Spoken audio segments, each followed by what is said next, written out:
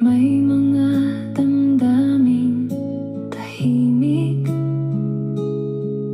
na sa puso'y ikinukubli,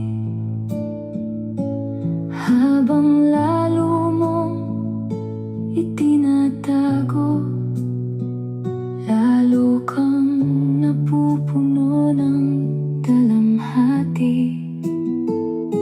May halaga rin ang katahimikan, ngunit hindi sa lahat ng oras. May mga salitang kailangang sabihin upang gumaan ang bawat bukas. Hindi mo kailangang magkunwari, hindi mo kailangang matakot kapag tapat ang laman ng puso. Kapayapa ay kusang lalapit. Buksan mo ang iyong puso, hayaang liwanag ay sumikat. Hindi mo kailangang mag-isa sa bawat hirap na hinaharap.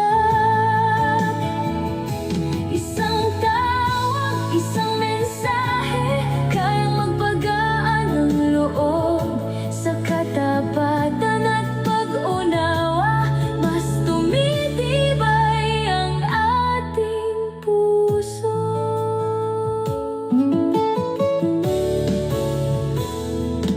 May karapatan kang magsalita, may karapatan kang pumili.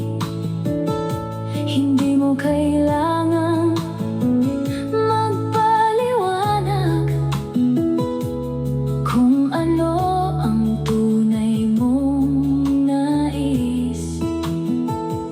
Sabihin ang totoo nang may galang, at hayaang puso ang umakay. Kapag tapat ang iyong pamumuhay, mas magiging payapa ang buhay.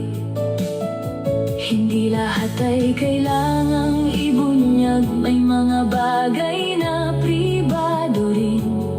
Ngunit huwag hayaang ang takot ang maging bantay ng damdamin. Ang katotohanang may pag-ibig, nagdadala ng paghilom sa bawat tapat na pag-uusap.